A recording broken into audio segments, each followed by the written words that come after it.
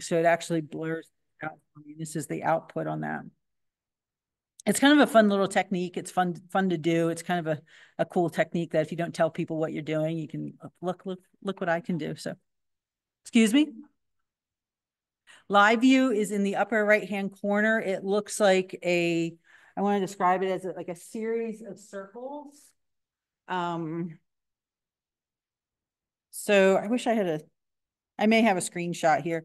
If you go in the upper right-hand corner, it should say raw, and it'll have an icon that has like three squares in it. And then to the right of that, it almost looks like a bullseye. So if you just tap that, if it has a line through it, it's off. If you tap it and that line goes away, it's on. And it'll actually say, I identify that it's on by saying live in yellow above the frame where you're going to take a photo. Did you guys find that? So we can, after I finish the presentation, we can kind of play around with the phones a little bit if we want. Should have brought some water. We can go. So when I first learned how to do this, I used bathroom like a faucet, a sink faucet. Anyway, but we could do that.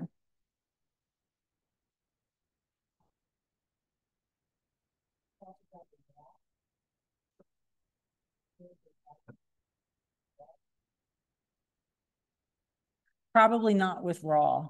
No, because because a raw file is not processed. So the raw file is going to be an unprocessed file. This needs to have that processed file. So yeah, so it would have to be in the JPEG. The other thing you want to make sure is that when you go into settings, oh, thanks. When you go into your camera settings, the Apple phone has a couple of different ways that you could take different types of files. Obviously, the JPEG is what's most universal, and that's the one I would recommend. Sometimes it'll default to what's called an HEIC, which is proprietary to Apple. And that can be a problem, like if you want to drop it into PowerPoint. Photoshop seems to open those files now. There was a time that it didn't used to open them, but you can open that in Photoshop and then convert it into a JPEG. So keep that in mind that if you ever see that file extension, it's not going to work in all programs, but the JPEGs will work well. The other thing that I like to do, so the reason that I actually upgraded to the 13 was that I wanted to do more video. I have a really bad habit of wanting to take video when I'm out in the field, but I always seem to default to taking the photographs. I still want to have the photos. So I'm not setting up a second tripod to take video of a scene because that can just be very, you have to have completely different settings and different kind of camera, slightly different camera gear and a different tripod and stuff for video to do it the right way. So I actually found that using the cell phone was a really good way to capture some video, especially in scenarios like when the light's really low and it's too low for a decent photograph. I'll use my cell phone to capture video. But so that's what this is. So I apologize for those on Zoom. This may be a little bit choppy over Zoom, but these are sage grouse up in northern Colorado, which are, if you've never seen them in the spring, these are a lot of fun to go out and photograph. But the video captures so much better the actual action. The photograph will stop that action. And if you happen to get the right moment, where feathers are flying or feet are going, I've seen them actually draw blood sometimes. But the video kind of captures that whole thing as well as the sounds. So obviously our photos don't capture the sounds. So that's I think it's one of the biggest reasons of always making sure that you have a camera phone with you so that you can get those videos. There is an adapter.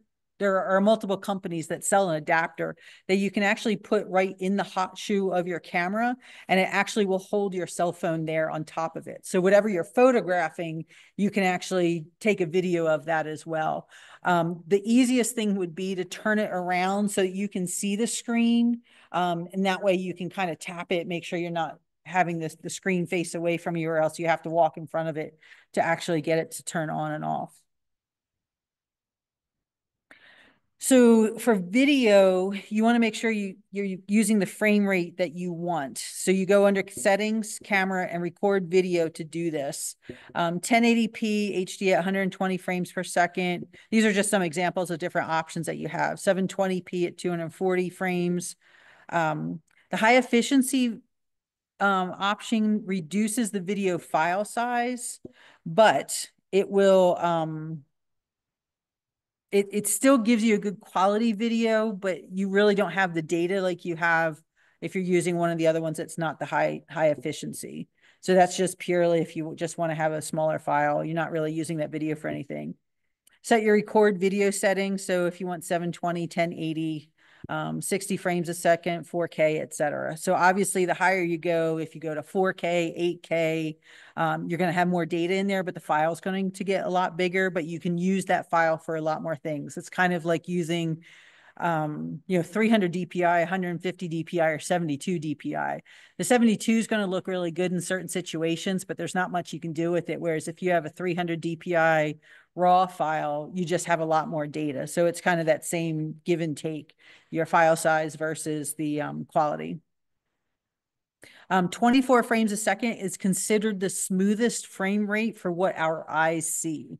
So our eyes, as we look across a room or a scene, that's kind of what is the equivalent to what our eyes see. So if you do 10 frames a second, it could start to look a little choppy.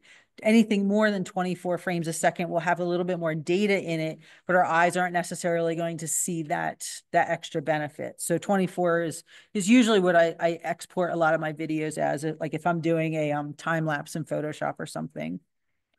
So the higher frame rates have more content and work well if you plan to pull stills or slow the video down for slow motion as well. So again, it's just more data, more things, it gives you more flexibility to do more with it, but it is going to be a higher file size, which means it's going to take up more space on your phone, or it's going to take up more space on your hard drives.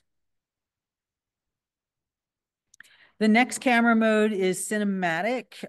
This is a video that plays.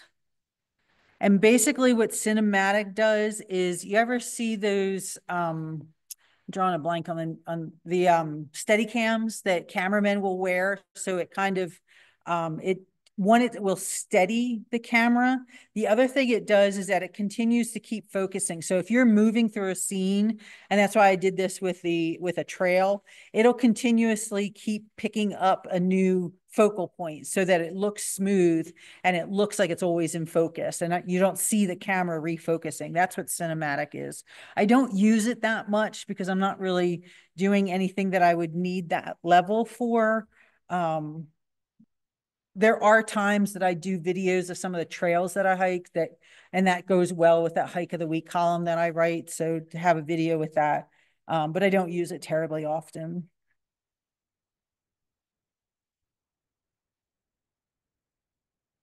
Slow motion this is kind of a cool thing. Slow motion and time lapse are the two video settings that I really like to play with. They can do a lot of fun things.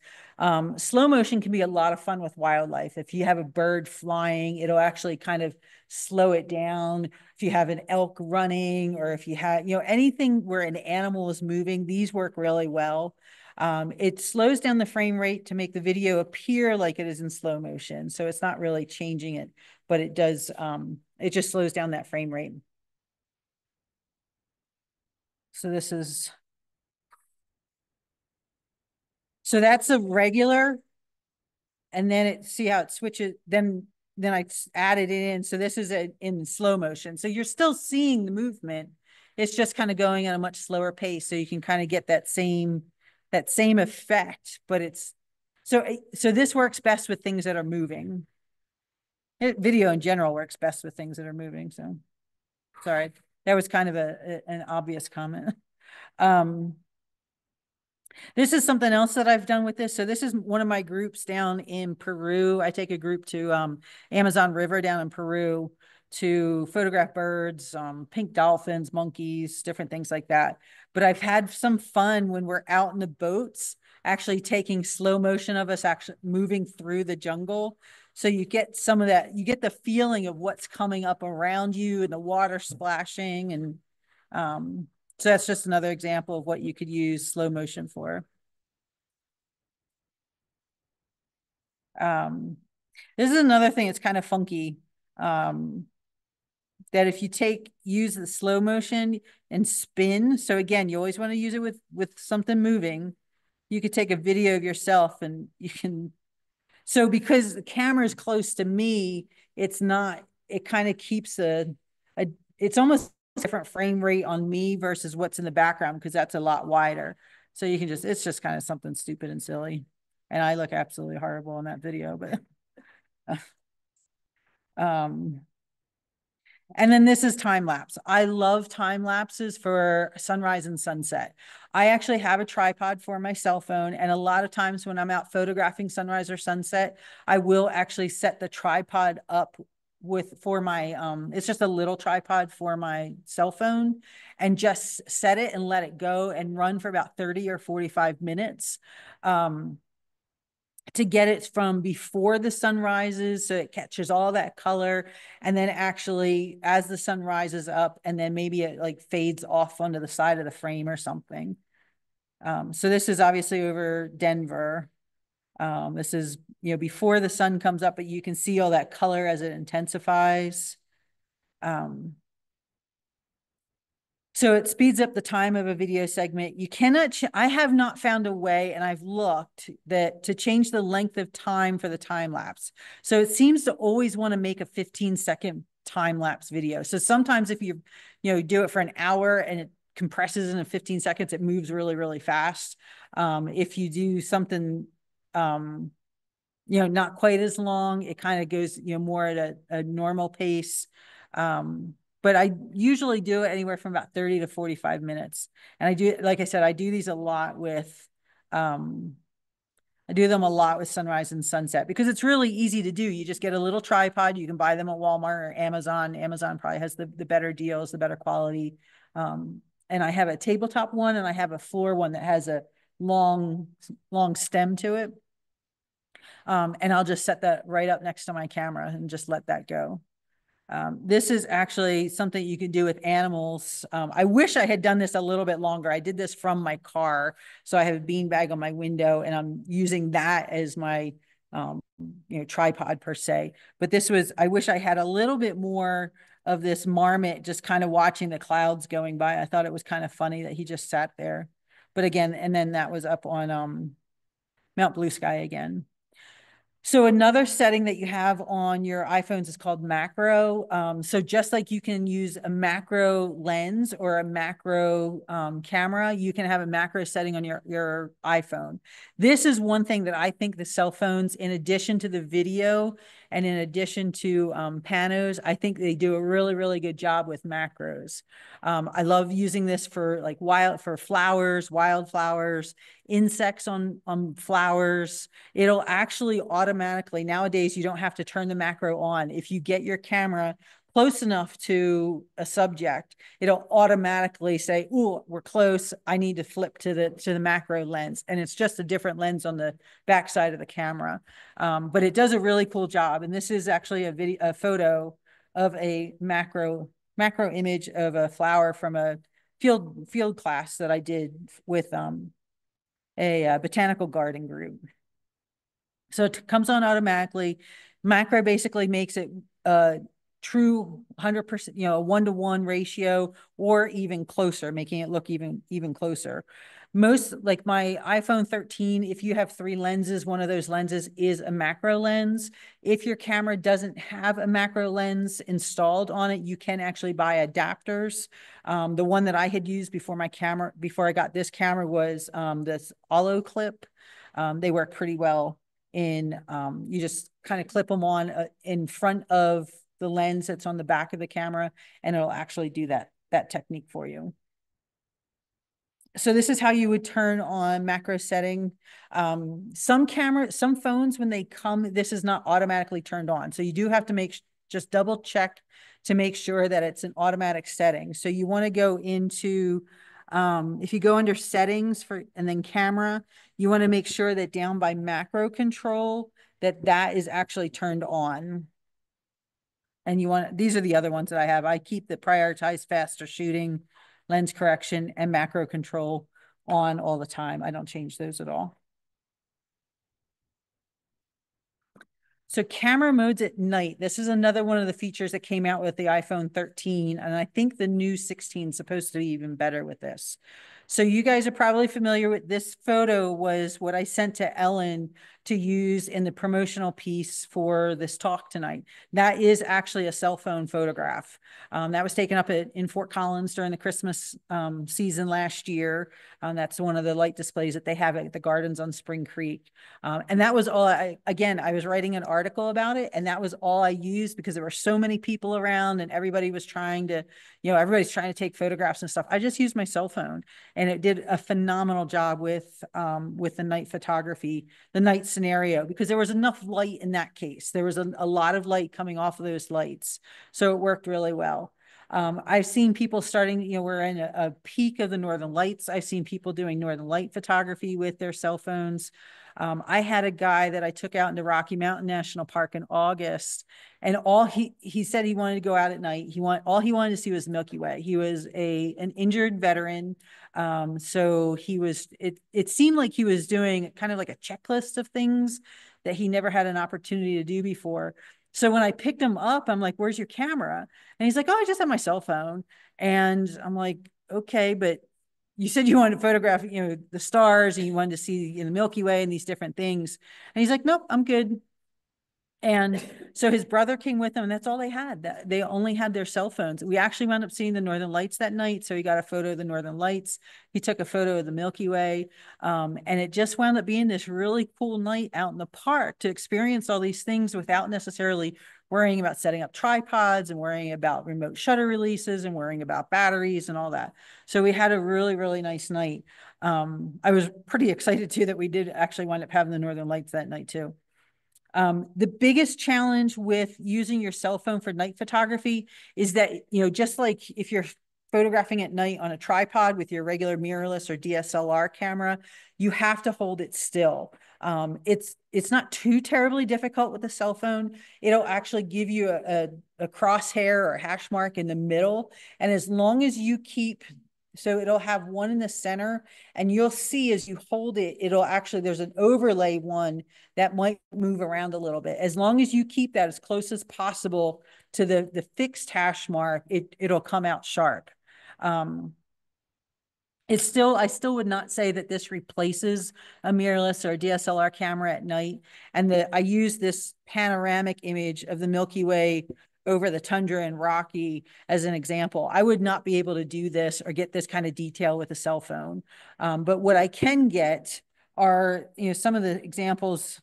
This one actually, so this was an iPhone 13 photo that I took several years ago when I first got the phone. So it's been out 4 years now. But you can see it kind of blows out the moon, but it does, and that's the crosshair that I was talking about in that left image. See how it's just slightly off? But you want to hold that as still as possible so that those two crosshairs stick together as you can when you're holding it. This is a cell phone shot. This is the Comet A3 that just came through last month. This is up on the tundra in Rocky Mountain National Park. This was a cell phone shot. So I had a group that I took them out. We wanted to go out and see this. We got this so that the comet was actually coming down. It was kind of going directly into this trail that's out in the tundra. And there is no editing on this. I didn't do anything. This is moonlight that was lighting up the landscape. So there was a lot of natural light, which helped the situation. But it did a pretty good job of picking up the comet. It even picked up the anti-tail in the beginning of the comet, and it picked up at least a decent amount of stars. So I was pretty excited about that. And then this is from that night that I told you about that I took somebody out in August and we saw the Northern Lights. That is a cell phone shot with no editing on it. So it picked up that much color. It picked up some of the details in the ribbons or in the curtains, and it picked up some of the stars. So again, they're doing it. I'm pretty excited about getting the 16 and seeing what that does with some of these same scenarios. The night mode also works really, really well for dark situations. Has anybody ever gone out to see these trolls? Yeah, so this is the one that's out in Breckenridge, and then there's another one out in not Creed, it's in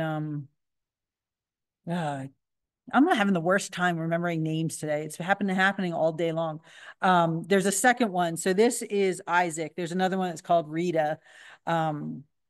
but this is actually in a forested area in Breckenridge. So it's naturally dark even during the daytime. And when I got there, it was actually just after sunset. So maybe about 10 minutes after sunset. So it was getting pretty dark. And these two photos, the one on the left was taken with my iPhone 13. The one on the right was taken with my D850 on a tripod. I wish, and you can actually see there's Richard, my partner, he's standing there in front of Isaac. That gives you an idea of the scale of this thing. It's huge. It's an absolutely huge statue. Um, but because he was standing there, I didn't want to do too long of an exposure, but it still came out kind of dark. But you can see the photo on the left is an unedited image that came right out of my cell phone. And the article that I wrote about these two, I actually used the cell phone photos just because the exposure was a little bit, I like the exposure a little bit better with those. So taking your photograph, just like any other photograph, you want to think about the rules of composition. You want to think about, just having one subject. You want to think about, a foreground, midground, background. You want to think of the rules of thirds. You want to think about leading lines. So select your subject, who or what are you photographing? Think about the story that you want to tell. What are you trying to tell people? This photograph, this is up at Bear Lake and Rocky Mountain National Park. Longs Peak is the mountain that's in the background that's framed by these trees. And you just get a little bit of a glimpse of the lake down below. But there's, the trees are framing it on either side. There's a nice set of leading lines with the rocks at the bottom that lead out to the water that then, because of that space there, lead up to Long's Peak. That's done intentionally. This isn't just a snapshot that I took just because I happened to be there. These are intentional things that I'm doing when I'm taking this photo. So whether I'm doing this with my my more expensive camera gear or a cell phone, although these days the cell phones can be almost as expensive as the other cameras now that I think about it. You want to select your location relative to your subject. So think about whether you want to be near or far from your subject. Then consider those different settings that you have within the camera. Do you want to use a portrait mode? Do you want to use a macro mode? Do you need to just use a photo mode? Under the photo mode, there is actually an option where you can actually change the aperture as well too. So you can have some flexibility in changing that. Consider the lighting, just like any other type of photograph or any other gear that you're using to take a photograph. You want to be out there in the best times of day, the really nice light, the early morning, late afternoon, those golden hours, nice soft light on maybe a slightly cloudy day. You want to avoid those high contrasty midday light unless you want to do some high key type stuff. And then you want to consider your background, with a portrait photo, make sure it's a clean background. You don't want to have any bright objects in the background. You don't want to have any branches coming into people's heads or big fuzzy things above their heads. Think of all those same things that you do with your regular camera. It all applies to the cell phones as well. You want to select a stable position, keep your, elbows in, just like if you're holding a regular camera, keep the elbows in. It'll do things a little bit faster than our regular cameras. But you still want to make sure that it's stable. You still want to have a sharp photo. Selfie sticks are absolutely horrible for taking photos because now you're on a long stick that has some weight on the end of it, and it's going to be hard to hold that still. So you just want to think about that. Would it be better to maybe have it on a little tripod, like a little, what they call those, the little gorilla tripods, where maybe it'll wrap around a fence post or something. Make sure, and I know this sounds silly, but make sure you're just tapping. You don't have to hit the button really hard to take a photograph. Just a light tap. And then that way you're not shaking the camera too much. You can also use the side volume button to snap the shutter as well. That's another way that if you're taking a selfie and it's really hard to hit the button on the bottom of the phone, just hit that volume button on the side. That's helpful for those of you that like to take selfies.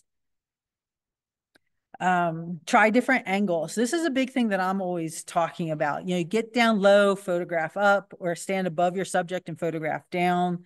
Make sure so this is a cell phone shot of a columbine along a trail. Now, obviously columbine aren't these huge, the flowers aren't that big, but you can see by getting in, I've kind of distorted that aspect of it.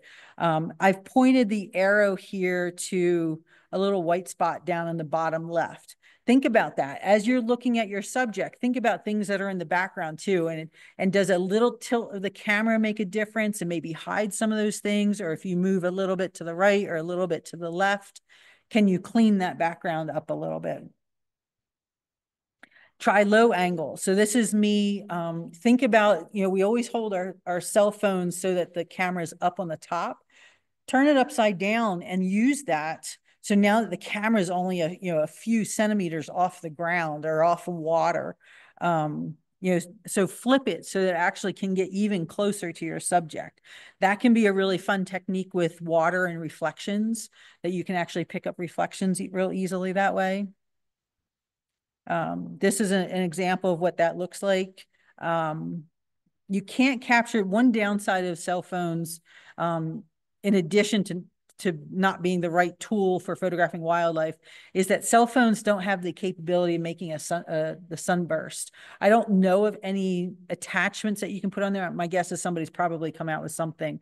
But like the image on the left where the sunburst is, you can see on the right-hand side, the cell phone doesn't, just kind of blurs that out. And that's because it doesn't have the blades. That's what creates that sunburst, is the light going through the blades in your diaphragm on your lens. Our cell phones don't have that feature, so it doesn't have that effect. But by going down low, flipping the camera over, you can see how close I can get into that water, by having that lens real close and down on the bottom side of the camera. And those are both taken at the same time on the same day. So you can just see, it's picking up pretty similar colors. It's picking up, a lot of that detail, the depth of field in it. Think about the high angle versus close-up angles. What's the story?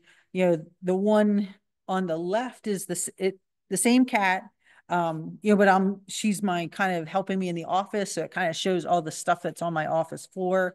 Whereas on the right-hand image, she's on my lap, nestled up in a blanket. It's just a little bit more of an intimate type of story that I'm telling with that photograph. Avoid using flash when you're photographing people or animals. It will create red eye. That can be fixed in post-processing, but it's just kind of best not to. I try to avoid using the flash to begin with. I think it's a little bit easier to actually just go in and lighten up some of those shadows, which you can do right on the cell phone, rather than trying to fix that red eye. Remember your rule of thirds. So think about the tic-tac-toe. This is Bierstadt Lake up in Rocky Mountain National Park. So if you think about those rules, I'm making sure that in those crosshair points, my center of the image is here with the mountains, but I have clouds in the upper left and I have a little bit more grass in the lower right that are kind of balancing itself out. My midground are the trees and the mountains. Background, the clouds up above. Foreground is the grass down here on the front side of that lake. So think about those things as you're out there. Just because it's a cell phone doesn't mean we shouldn't be forgetting about what we've learned over the years on what makes a better photograph. Same thing with this one. So this is a photograph that was captured with my D850. It's the same lake, but it still has the foreground, midground, background. And just make sure you include these elements in there. So this is another cell phone shot. But again, I'm using leading lines. I'm using the rule of thirds. So I have several lines coming through. We've got the line down here. Oh, where's my mouse? We have the line down here in the lower left of the grass moving through. There's a line here with the grasses in the center of the river. The river itself is a leading line. The other edge of the river is a leading line. And we've got a ridge line here that also kind of gives it some perspective too. So in this case, I've taken because all the drama was happening in the sky. This is up in Nome, Alaska. All the drama is happening up in the sky. I made the top 2/3 of my frame where the story is and use that bottom third to help draw the line, the eye into that scene. Same thing for portrait images. This is another cell phone shot, but if you use that portrait mode, it's going to blur out the background a little bit and make sure that your subject's nice and tack sharp. Leading lines are implied with it, with, you know, the shape. There's kind of a triangular shape of him standing there. There's some lines in the background that kind of lead into his face. Wildlife for portrait images. This is a photograph taken with my D850, but it gives you an example of, you know, a framing line. You have the trunk of the tree and the branch, and the eyes on the heron are actually looking to the left where the space is. So there's some lines there, and I'm using this as an example of those types of things. With certain types of birds, certain types of animals that are really comfortable around people, mallards are probably a really good one, like at a city park somewhere where they're going to be really comfortable with people being pretty close to them. These are some of those things that you can photograph with a cell phone, with some of the wildlife that you can photograph with a cell phone. So image quality, I hinted around to this already earlier. You can shoot, most newer cameras or cell phones do shoot in RAW. It's good data to have. I have actually found that when I take raw photos on my phone, I never go back and edit them. Other people might be a little bit different, but I find that the cell phone is what I use for kind of quick captures, quick documentary images. And I tend to not do a lot of editing on those types of photos. I have taken raw in some cases. It's nice to have that data. It does provide the most detail. It is also the largest file size. So if you have a concern about filling up your phone with a lot of photos that you may not use, think about that. It's also not going to be edited. So a JPEG, just like in our regular cameras, is going to be processed by the camera or by the phone in this case. So it's actually going to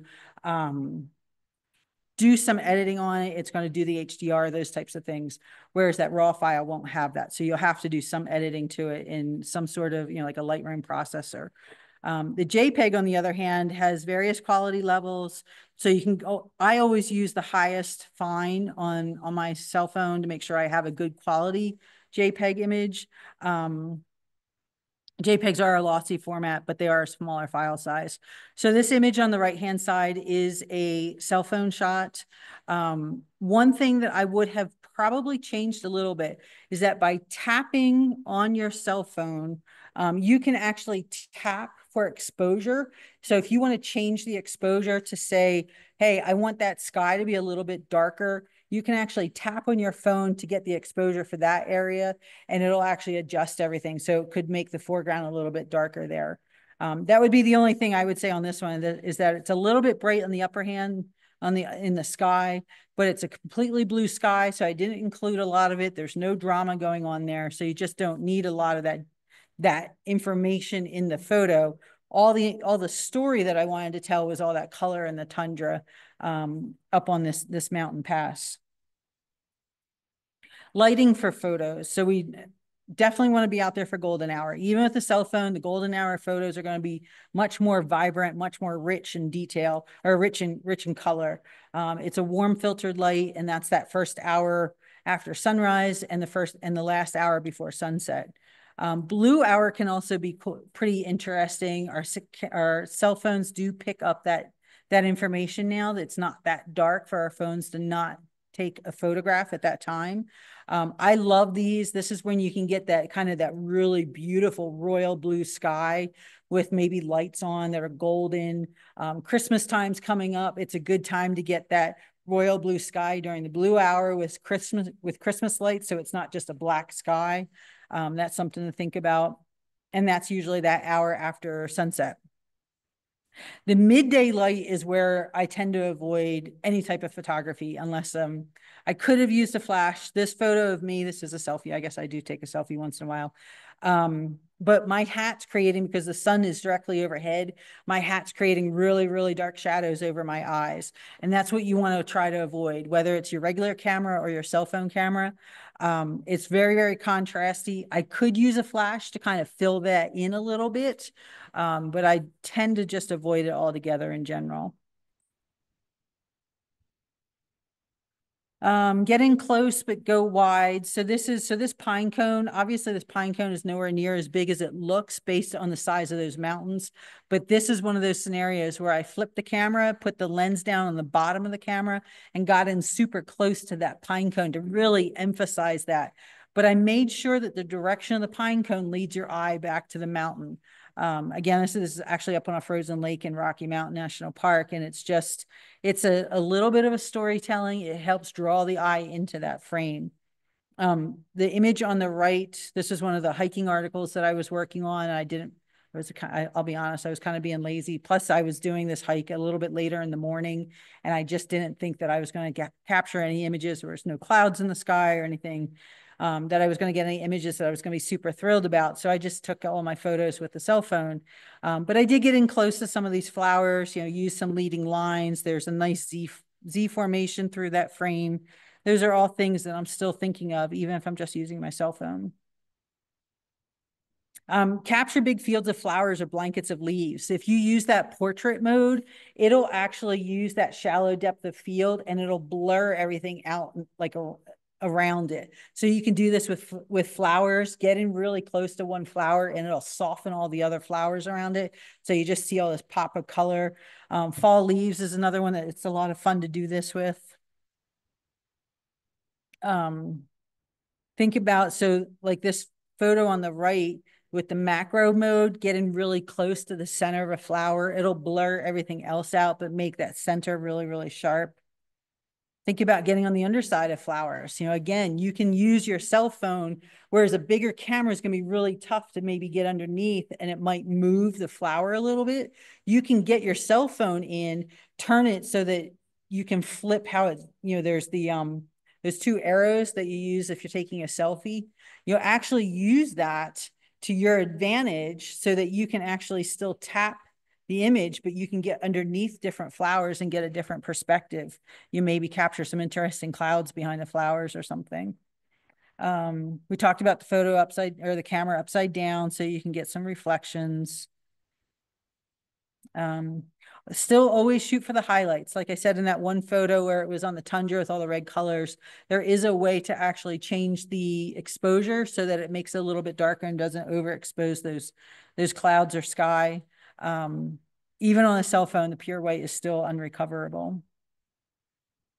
And then think about a single subject. So if my dog wasn't there in this photograph, there aren't a lot of flowers in that meadow. It might be an okay photo, but by having her in there, it tells a little bit of a story. It's, we were out hiking. She's in that bottom right-hand corner. So I'm using the rule of thirds. Her legs are actually in a position that kind of lead into her, and her angle of her head then leads back into the mountains in the background. So there's still things that I'm thinking about when I'm snapping this photo, even though it's pretty much a documentary photo to tell the story for my own keepsake. I'm still wanting to make sure that it's an interesting photograph.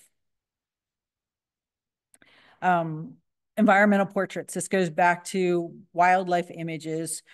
This bull elk had been hanging out in this area of Rocky for a while, and I was really hoping to get a nice morning.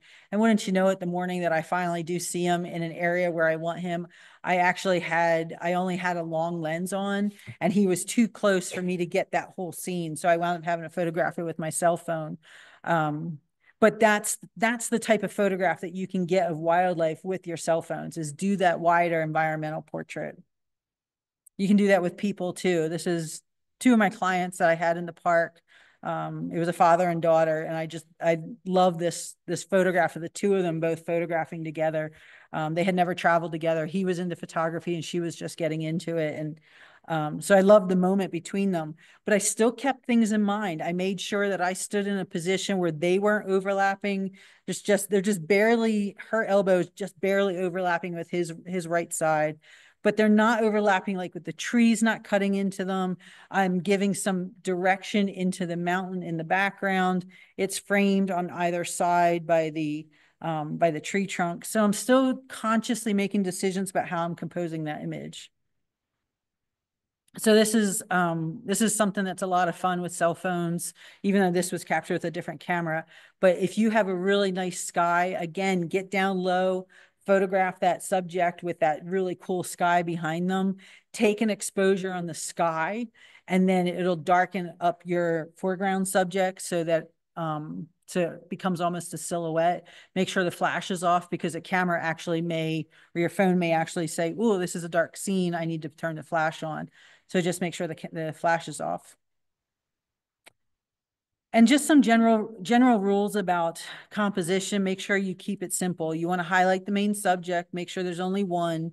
Your eye is always drawn to bright colors over dark colors, sharp over soft. So that's why in portraits, we want to make sure that the subject, the person, the animal, the flower, is much sharper than the background that's nice and soft, has that nice soft bokeh.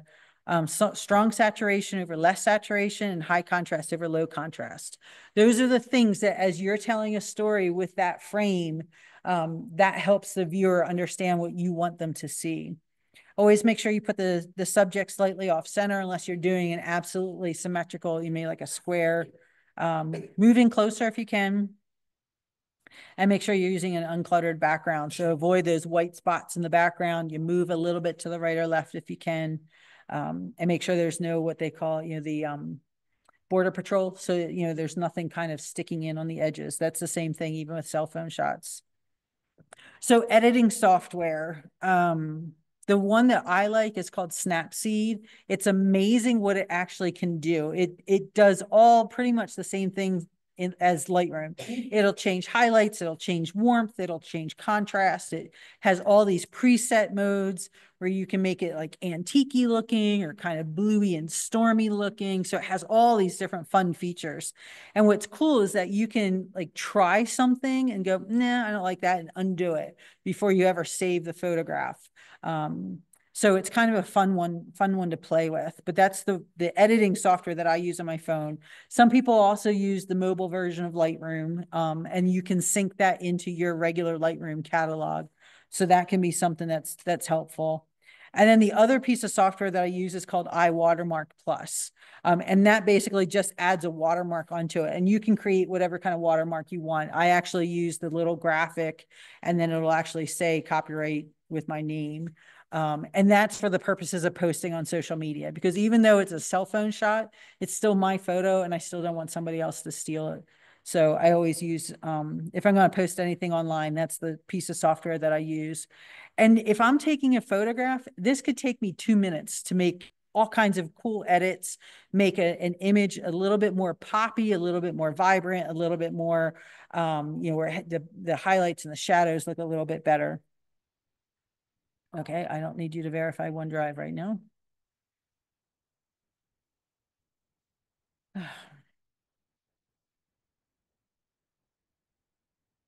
So this is an example. This is that moose photo again. So the image on the left is the original photo. Not too bad, but it's a little dull in its colors.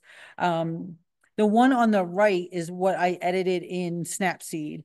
So I added a little bit more pop to the yellows and the greens. I opened up the shadows a little bit. I added a little bit of warmth, so you pick up some of those warm tones in the moose coat of hair. And then that was how I saved it. Again, just a couple minutes worth of editing. This is the same thing. So this photo I showed earlier. So this is me using the portrait mode on a pile of leaves. So there's lots of fall colors in there, lots of yellows and golds and oranges and things. And I actually intensified some of that warm tone. So I'm adding in warmth. I'm adding in maybe a little bit more yellows. I can actually adjust the colors a little bit. I'm probably going to a cloudy white balance versus maybe a daylight balance. So those things that add and emphasize that warmth to it. This series actually shows you the steps that I did to edit the photo. So the image on the left is the original photo that came out of the camera.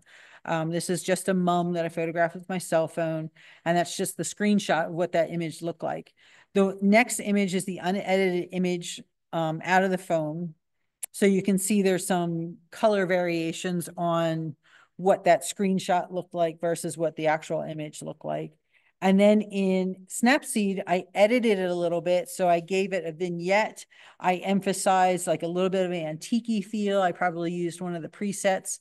And usually what I'll do is I'll just kind of go through presets and start playing with them. And the more you play with the software, the more familiar you're going to know how the different presets will look. So you'll start to have your favorites that you like to apply.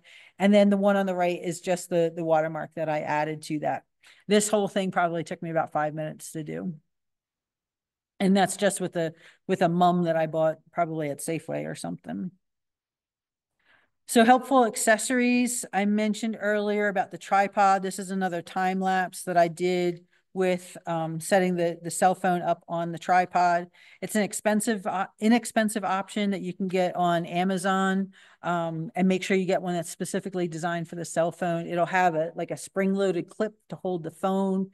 So I have two. I have one that's a tabletop that I actually like a little bit better. I think it collapses down a little bit better and it doesn't go so tall. The thing you have to watch with the ones that are that you can set up on the ground and go up like about 4 feet is that they can become a little bit top heavy. So especially if you're going to use it in like in a windy day or something like that.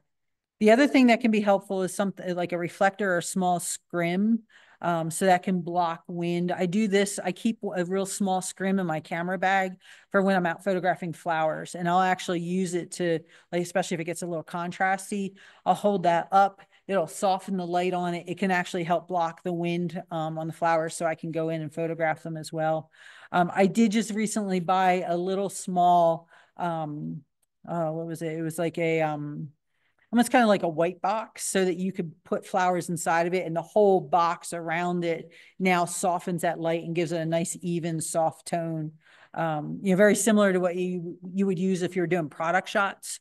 And then you'd have strobes around it. I'm using the natural sunlight to actually have flowers inside of that. I've actually cut the bottom of it so I can set it around something without having to cut anything down. Another fun thing you can do is have a spray bottle with a little bit of water in it and add a little bit of glycerin or something a little bit heavier like that. And that's how you can spray that on flowers. And that's how you can make those water droplets look like so they won't just run off right away. That can be something fun to do. Just make sure you're not spraying them too much. It'll start to wilt the petals.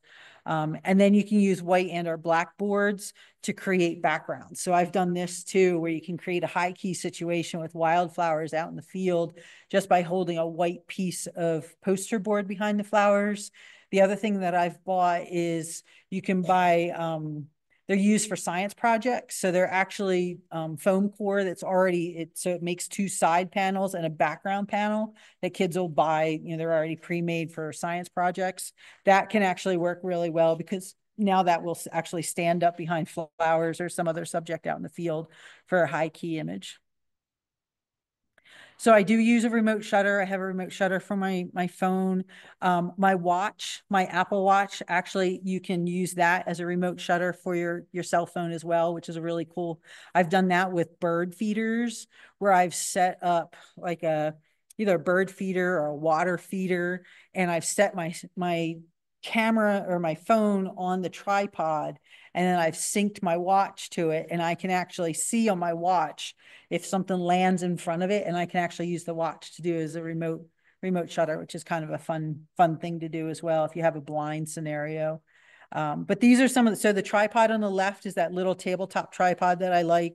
This tripod in the middle, I bought at Walmart. It's a piece of junk. Please don't buy it. It fell apart the first time I used it. And then on the right-hand side, this iSteady Mobile, I bought that on Amazon, and that's actually like a little gimbal device that you can use. So if so the phones have a pretty good gimbal in them to kind of keep them steady. But if you need a little extra, if you're doing a hike or if you're doing something where you're following somebody around, maybe you're doing a video and they're walking and you're trying to take video of them as they're walking, these little handheld gimbal devices can be really helpful for that, to make sure that it's steady and not kind of choppy and jumpy. Watching a video that's choppy and jumpy is absolutely horrible. Next to bad audio, that's the one reason people will drop off watching a video. So that's everything I have about cell phone photography. You guys have seen a presentation from me before. I love this quote: "The most compelling photographs you take begin with the thing about which you're most passionate, most curious." Just like wildlife photography and night photography, travel photography, I definitely have really enjoyed playing around with the phones now that the phones do a lot more of these things for us. We forgot to talk about this at dinner tonight. Um, yeah, we were talking about maybe doing something on Saturday. Maybe we'll have to plan it for another Saturday. But we were talking about doing something out in the field. Maybe it'll be better for the spring when the weather's a little bit nicer. Yeah. Yeah. Yeah. Yeah, we can come up with something around that. Maybe we can go Belmar. I was there yesterday morning and there was actually a pelican over there. Yeah, everybody kept, we were photographing it. Everybody kept, I was there with a friend and everybody, they're like, what is that? One person actually asked if it was a flamingo. And I'm like, no, it's not a flamingo. But apparently that was somewhat rare for there. Not rare for the area, but rare for there. So I do have, you guys probably have all your own calendar. So I have a 2025 calendar. I have this ebook. I'm working on some other ebooks, but sign up for on my website. You can sign up for my email list. Um, but these are some of the classes. Ellen was mentioning some earlier, but these are some of the classes that if you guys are ever interested in learning more about night photography, I do night tours in Rocky, but I also partner with the observatory in Estes Park. And during the Perseids meteor shower, um, keep this in mind. It's a little bit far out now, but we do have our dates already for next year. So we go out, we do a classroom presentation about how to photograph night sky. And then we go out to 2 locations in Rocky if the skies are clear. And we'll actually go out and do some night photography. And I keep the price of this pretty low. It's a fundraiser for the observatory. So this is, it's usually a pretty fun thing to do. My tour company is actually a separate company from Dawn Wilson Photography. So it's actually Creeks and Critters Nature Tours now. I'm actually working on finishing up the website this week, but that is, if you're interested in any of my tours, that's where all of that information is. So some of the things, the current things I have coming up, if anybody anybody ever been up to Yellowstone in winter? It's gorgeous, isn't it? Um, It is gorgeous any time of year, but winter's pretty special up there. So we have a group going up. I think we have 2 spots left for January of this year where we do a two locations out of West Yellowstone and out of Gardner. So we actually have a snow coach out of West Yellowstone. And this year on our tour, we had a pack of 12 wolves that we got to watch all day long. It was amazing. This was one of the wolves staring down the bison that they that was part of the reason why we were watching them all day. They had this bison there. It was just, but not only from a photography standpoint, but from a behavior standpoint and an ecological standpoint, like just everything that came together. It was really, we figured everybody that was in the park that day wound up at that location watching, like all 50 of us. But it wasn't that many people, but it was a pretty amazing experience to watch. Amazon Riverboat Tour, photograph birds down in Peru, birds and monkeys in Belize. This is another fun one. We have monkeys that just are like right over your head. We had them dropping sticks on us last year. Nome in Alaska, we timed this for the longest day of the year, and baby muskox.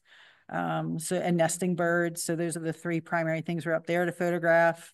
I am adding my brown bear tours back in. So I go this year, I go in July.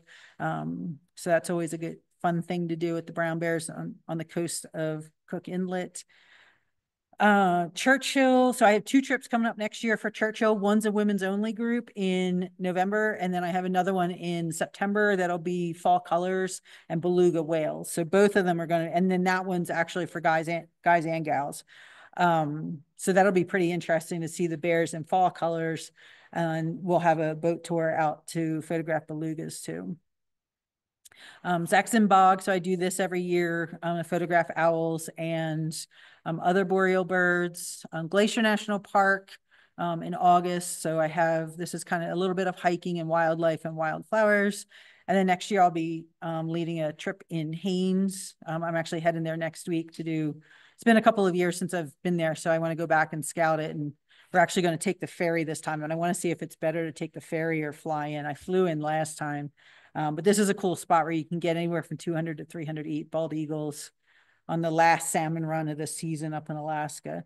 And then I'll have a tour for Bosque del Apache next December and then private tours in Rocky. So these are all custom based on what somebody's specific goals are. And then that's my contact information. So that's everything. I'll leave that up for a second. If you have any questions, we can play with phones. We can take a look at them either during a break. I don't know if, do you guys have another, like a second half